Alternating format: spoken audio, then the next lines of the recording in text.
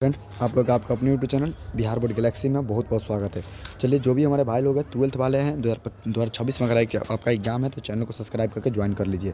और भैया, आप अगर भैया बेहतर तैयारी करना चाहते हैं तो भैया हमारा इस विजेता नोट्स के हमारे पेड ग्रुप में ज्वाइन हो सकते हैं, विजेता नोट ले सकते हैं। इसमें क्या है भैया, देखिए भाई, मुझसे इस विजेता नोट्स के बदौलत भैया 472 तक नंबर लाए, 470, 463 तक नंबर लाए, 68 तक नंबर लाए हैं सारे भाई लोग पढ़ के। तो आप भी बेहतर तैयारी कर सकते हैं, ज्वाइन कर सकते हैं, ठीक है भैया। और बाकी आप देखिएगा 2025 में जो भी गेस पेपर नोट्स दिए पूरे तहलका मचाया है, कम्युनिटी पोस्ट पर पूरे डाला हुआ है, प्रूफ के साथ, डेट के प्रूफ के साथ मैं वीडियो भी बनाकर डाला हूँ पूरा यूट्यूब पर। उस प्रकार के डेट के प्रूफ के साथ कोई वीडियो नहीं देखने को मिलेगा। तो आप चाहेंगे भैया तो इस नंबर पर कॉन्टैक्ट करके ले सकते हैं, पूरा मिलेगा भैया, वीडियो सोल्यूशन मिलेगा, डाउट सोल्यूशन मिलेगा, आपको पर्सनल गाइडेंस मिलेगा। पूरे 1 साल तक पूरे आपको बेहतर तैयारी कराया जाएगा। आपको पूरे अपना पर्सनल गाइडेंस में कौन सब्जेक्ट में कौन दिक्कत है, आपको पर्सनल कॉलिंग का टाइम देंगे, जो कि 2-3 मिलियन सब्सक्राइबर वाले चैनल भी आपको नहीं देंगे इतना फैसिलिटी। आपको पर्सनल कॉलिंग का टाइम देंगे, आप बताइएगा क्या कहाँ दिक्कत आ रहा है, पूरे 1 साल आपका तैयारी कराएंगे, ठीक है ना। चलिए भैया, अब आते भैया हम अपना मुद्दे पे आते हैं। और अब देखिए, आज मैं आपको लेकर आ गया भैया फिजिक्स का पूरे के पूरे कहने करते फिजिक्स को आपको मैं समझाने आ गया हूँ, ठीक ना। तो थोड़ा सा इसको मैं आपको फिजिक्स का पूरा यानी कि हर एक चैप्टर का नोट्स मिलेगा, शॉर्ट नोट्स, मेरा शॉर्ट नोट्स पढ़िए, एक भी ऑब्जेक्टिव कहीं नहीं छूटेगा उसके अलावा। चलिए, फिजिक्स आ गया, 2 नंबरी है, 2 नंबरी को मैं आप एक्सप्लेन करने आ गया हूँ, मैं आपको पूरे समझा रहा हूँ, देखिएगा। और जहाँ पर दिक्कत हो तो बताइएगा, ठीक ना। कमेंट जरूर कीजिएगा प्लीज़, आप लोग लाइक कर दीजिएगा, शेयर कर दीजिए अपने फ्रेंड के पास। और एकदम समझ लीजिए, अब की बार 472 हमारे भाई लोग हाईएस्ट लाया है, उससे पार कर जाना है आप लोग को, एकदम मेहनत करना है, जितोर मेहनत करना है। चलिए, आप हिंदी इंग्लिश मीडियम किसी भी मीडियम से आपको पूरे के पूरे एकदम समझ में आएगा। और पूरे एकदम समझिए, इतना ईजी लगेगा, हलवा लगेगा, एकदम भारी कुछ नहीं, एकदम ईजी लगेगा, हलवा। आइए देखिए एकदम कैसे, आइए आपको पूरे समझाते हैं।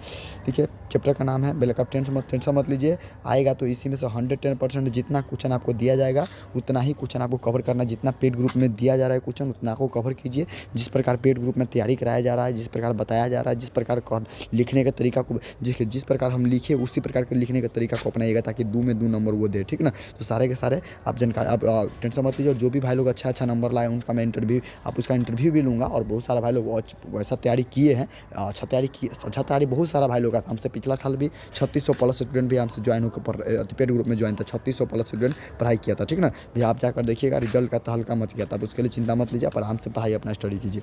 आइए भैया, और भैया देखिए, आप पहला चैप्टर है, पहला चैप्टर मैं इसको एक्सप्लेन कर रहा हूँ। पहला जो क्वेश्चन है भैया, पहले अंग्रेजी में पढ़ा देता हूँ। क्या कहता है देखिए, व्हाट इज द, पहले इसका कलर चेंज करता है। देखिए, कुछ पहला क्वेश्चन कहता है, what do you mean by electric field intensity, या यानी कि समझिए, what do you mean by, क्या अर्थ होता है या क्या समझते हैं electric field intensity. Electric field intensity से आप क्या समझते हैं, तो समझिए। पहले हम इसको इंग्लिश में समझाते हैं तो अब हिंदी में समझाएंगे। आप पहले समझिए कि क्या होता है electric field intensity. Electric field जो इंटेंसिटी है, एक strength of electrostatic force, strength means ताकत है, ऑफ मीन्स का, इलेक्ट्रोस्टैटिक फोर्स एक प्रकार के विद्युत बल का ताकत होता है। विद्युत बल का ताकत क्या होता है हम समझाएंगे। एक प्रकार के विद्युत बल का ताकत है।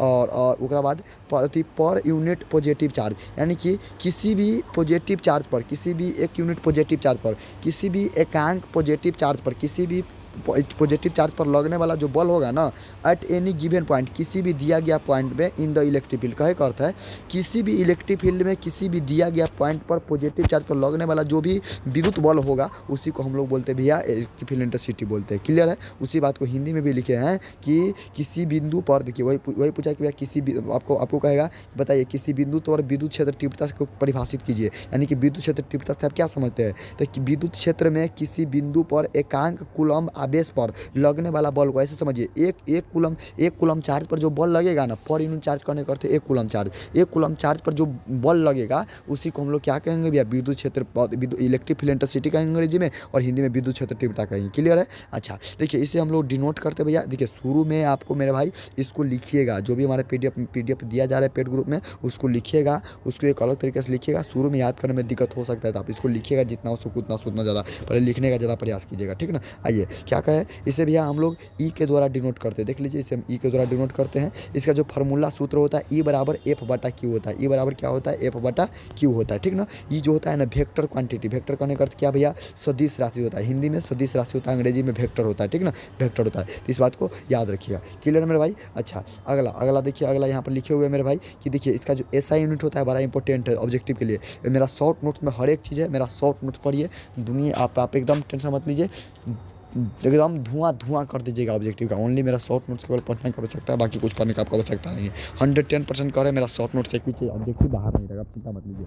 ठीक है, इसका जो एसआई मात्रक होता है भैया न्यूटन पर कूलम होता है या वोल्ट पर मीटर होता है। एन का अर्थ न्यूटन, सी का अर्थ कूलम, तो ये न्यूटन बटा कूलम अगर रहता है ना, तो न्यूटन बटा कूलम कैसे होगा भैया, क्योंकि फार्मूला होता है ई बराबर एफ बटा क्यू होता है ना। देखिए आपको शुरू में हम रहे आप रहे भाई, हमको तो 15-20 दिन पता नहीं चला कि फिजिक्स क्या पढ़ाई हो रहा है, केमिस्ट्री क्या पढ़ाई हो रहा है। आप ही के साथ ही अभी हो रहा है भाई, रियल बात है जो बताएंगे, समझ रहे हैं ना। तो आपको शुरू में किसी हम कह रहे हैं ना, बार कल भी हम एग्जाम्पल दिए कि भैया किसी चीज़ को मान लीजिए आप पहला दिन कोचिंग में गए, किसी के बगल में बैठे, तो उनसे पहला दिन आप सब चीज़ पूछने लगते हैं, नहीं पूछते भैया कहाँ पढ़ते हैं। फिर दूसरा दिन जाते तो उसका नाम पूछते हैं, गाँव पूछते हैं। तीसरा दिन जाते तो फिर उसके बाद अलग जानकारी लेते हैं कहाँ पर रहते हैं, यानी कि उनसे परिचित होते हैं, धीरे धीरे परिचित होता है, धीरे धीरे परिचित होता है, तब आपको वो मित्र बन जाता है। वही बात है कि किसी चीज़ को फ्रेंडली बनाने के लिए या किसी चीज़ में एकदम घुलने के लिए, मिलने के लिए, किसी चीज़ को आसान बनाने के लिए आपको थोड़ा टाइम देना पड़ेगा, उनसे बार बार परिचित होना पड़ेगा। वही बात है, यहाँ भी आपको बार बार रिवीजन करना ही पड़ेगा, देखना ही पड़ेगा शुरू में, बाकी आप लास्ट में तो उसके बाद अपने आप माहिर बन जाएगा इसमें। तो बाकी आप हम हैं तो चिंता मत लीजिए, उसके बाद हम पूरा कराएंगे ही,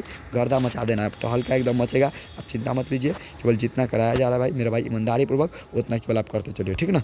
चलिए आइए भैया, एक मिनट थोड़ा ज़्यादा बड़ा हो गया।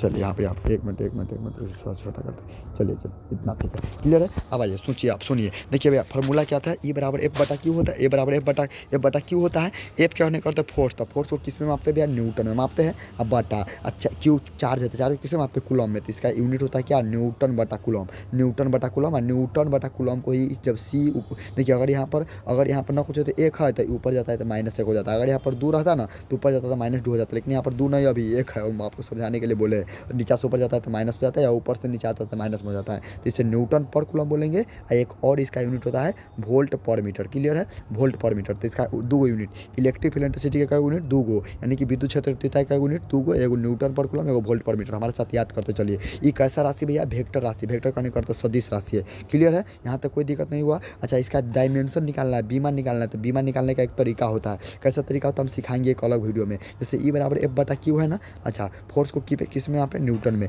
क्यू है, चार्ज को किससे मापते हैं, कूलम में। न्यूटन का जो यूनिट होता है ना, न्यूटन का यूनिट वो होता है ml के पावर -2, mlt के पावर -2 होता है। कूलम है, कूलम चार्ज है, तो चार्ज का यूनिट क्या होता है, AT। और सबको ऊपर ले चलते हैं, चलिए तो एक तरफ लिखते हैं, तो एम तो रहबे करेगा, एल तो रहबे करेगा, टी नीचा एगो है, ऊपर -2 है, तो नीचा से फिर एगो माइनस चल उसमें जुड़ जाएगा, क्योंकि नीचा से टी ऊपर जाएगा तो फिर माइनस में जाएगा, और ऊपर 2 माइनस में है तो एगो इहो जुड़ जाएगा तो -3, और ए के ए नीचा प्लस में 1 है तो ऊपर जाएगा तो माइनस में, तो 1 के पावर -1, तो वही यूनिट लिखे हुए हैं कि इसका जो बीमा होता है मात्रक होता है mlt के पावर -3, ए के पावर -1। ऐसे प्रकार बीमा निकालता है, लेकिन हम बीमा के लिए ब्रह्मास्त्र ट्रिक ला रहे हैं, आप टेंशन मत लीजिए, पूरे एकदम बीमा के लिए एकदम ब्रह्मास्त्र ट्रिक ला रहे हैं, उससे कोई भी बीमा आपको टेंशन नहीं लेना आवश्यकता है।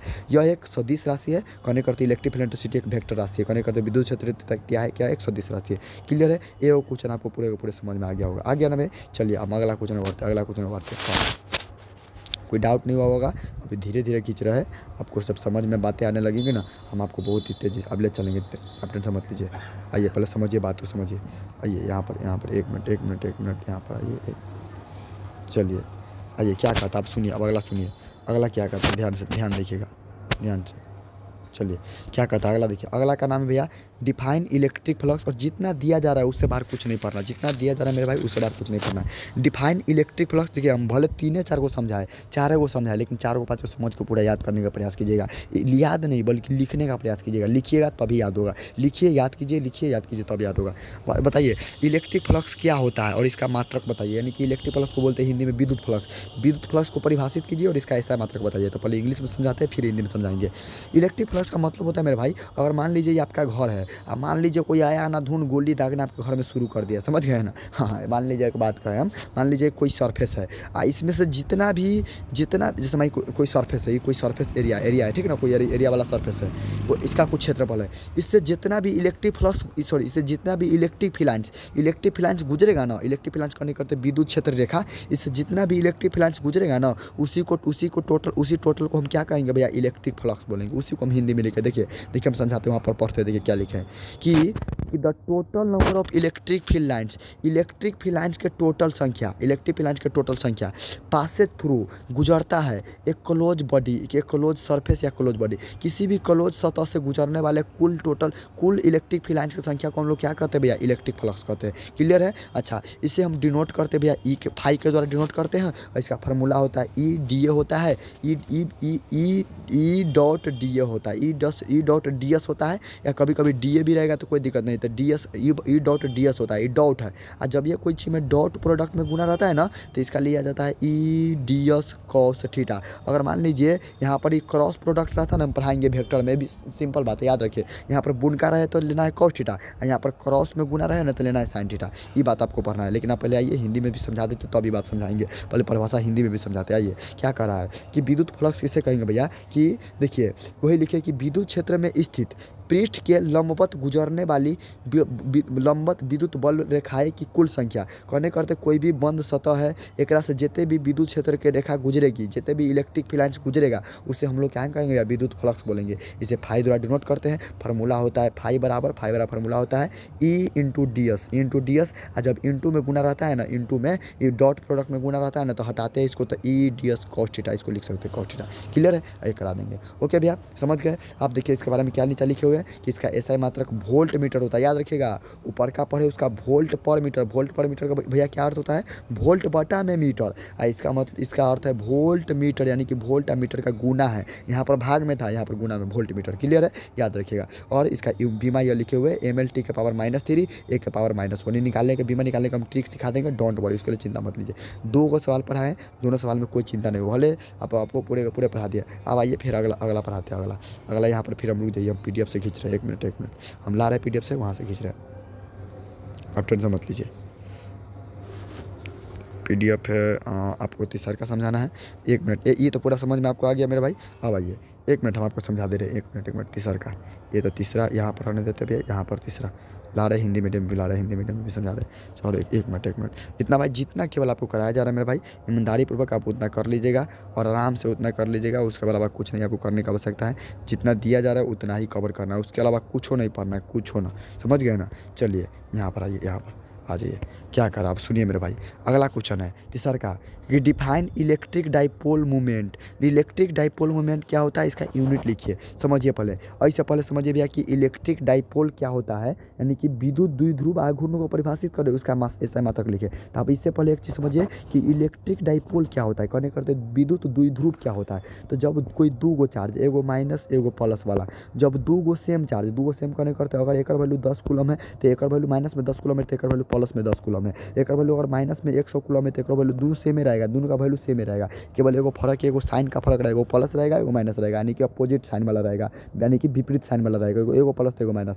तो जब 2 गो सेम परिमाण के, सेम वैल्यू के 2 गो, जब सेम परिमाण के यानी कि सेम वैल्यू के 2 गो अलग अलग चार्ज अगर कुछ डिस्टेंस पर रखा गया है ना, तो इसे हम लोग डाइपोल बोलते हैं। या और कुछ डिस्टेंस पर रखा गया है तो क्या इसे बोलते हैं हम लोग, इसे हम लोग डाइपोल बोलते हैं, यानी कि इलेक्ट्रिक डाइपोल बोलते हैं। इसे हिंदी में हम लोग द्विध्रुव बोलते हैं। लेकिन द्विध्रुव आघूर्ण का कहने का मतलब होता है कि ये 2 गो चार्ज कुछ डिस्टेंस पर अलग रहता है, उस डिस्टेंस को हम लोग बोलते हैं 2L।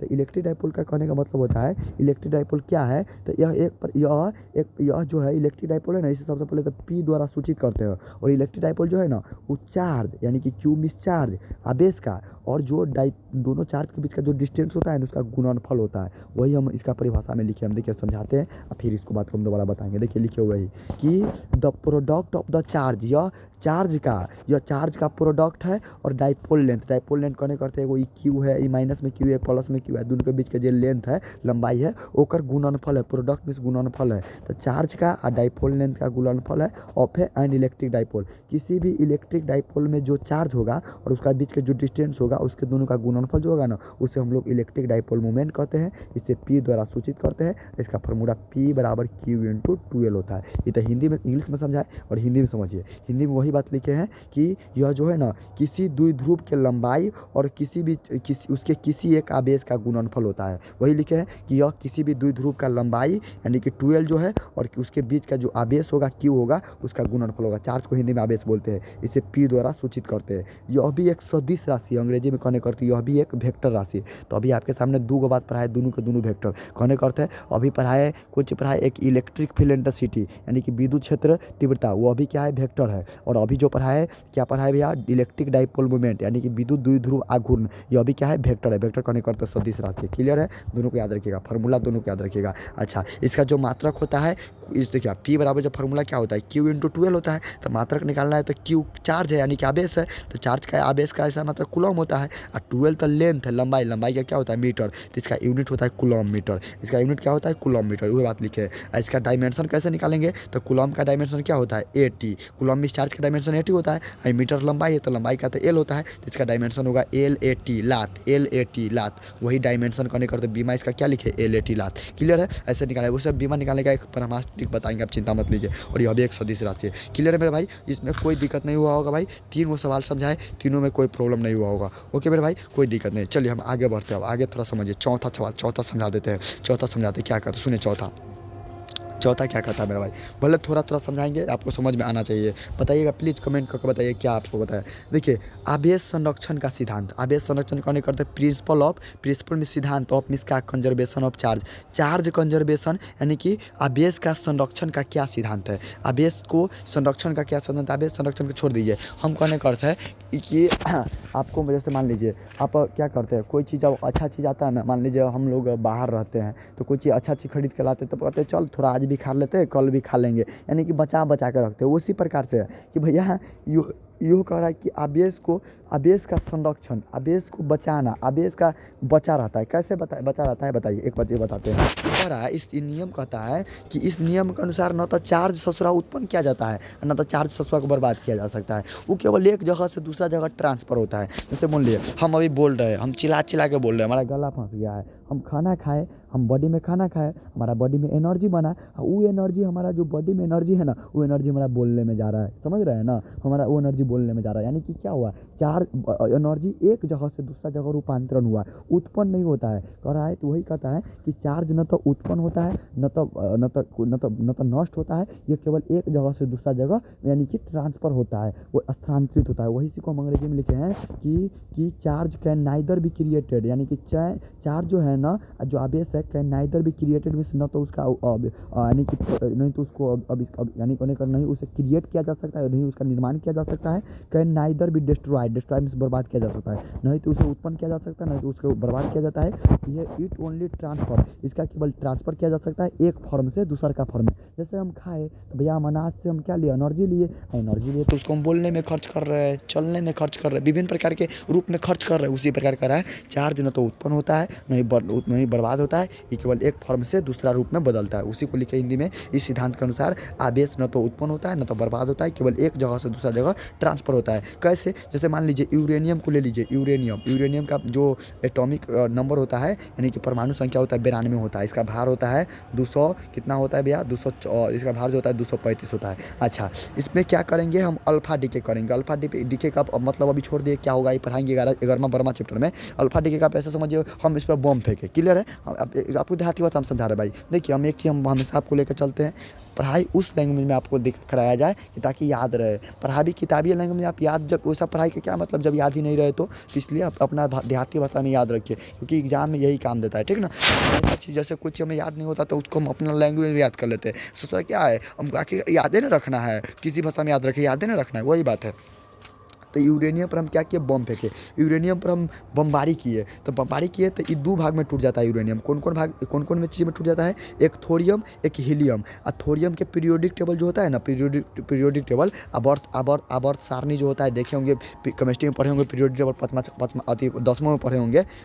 वहाँ पर देखिएगा ना, तो थोरियम का जो संख्या होगा वो 90 होगा, और हीलियम का जो संख्या होता है, परमाणु संख्या, वो 2 नंबर पर होता है। तो देखिए तो एक देखिए तो 90 2 92 फिर पूर के आ गया कि ना। अच्छा, और थोरियम का जो मास होता है ना, द्रव्यमान होता है वो 231 होता है और हीलियम का मास भी 4 होता है। तो इसका मास भी 235 का 35 रहा है बम फेंकने के बाद भी, यानी कि बम फेंकने के बाद ये टूट भी गया ना, तो इसमें से एक आवेश, एक चार्ज खत्म ना हुआ, एक आवेश खत्म ना हुआ, 90 2 92 के फिर 92 है। तो यह कहा है कि चार्ज न तो उत्पन्न होता है न तो ट्रांसफर होता है, केवल एक रूप से दूसरा का रूप में बदल जाता है। वो एग्जाम्पल पूछेगा बिहार बोर्ड तक दे दीजिएगा। चलिए हम आज के वीडियो में 4 को रहने देते हैं और प्लीज़ बताइए कमेंट बॉक्स में कैसा लगा, और प्लीज़ अपने फ्रेंड के पास ज़्यादा शेयर कर दीजिएगा। और फिर आप टेंशन मत लीजिए भाई, हम आपसे पूरा एकदम कह दिया, आप टेंशन मत लीजिए। जो भी विजेता नोट्स आप एकदम टेंशन मत लीजिए, विजेता नोट्स आपको विनर बनाएगा, 110% विनर बनाएगा, आप चिंता मत लीजिए। केवल आप अच्छे तरीके से आप पढ़िए, विनर आपको एकदम चिंता मत लीजिए, आप 110% पढ़िए, जिस प्रकार केवल बताया जा रहा है भैया पढ़िए। और नोट्स लेने के लिए हमारे नंबर 6201359657 पर भैया मैसेज कर सकते हो, व्हाट्सअप कर सकते हो। ओके भैया, चलिए फिर मिलेंगे अगले वीडियो में। सुबह को जय हिंद, वंदे मातरम। कोई डाउट हो तो बताइएगा और मेहनत कीजिए, जिस प्रकार से बताया जा रहा है उस प्रकार से मेहनत कीजिए मेरे भाई, और 110% आप एकदम अब की बार 472 पार करना है तो करना है तो करना है। ओके, फिर मिलेंगे अगले वीडियो में, नेक्स्ट वीडियो में। सुबह को जय हिंद, वंदे मातरम।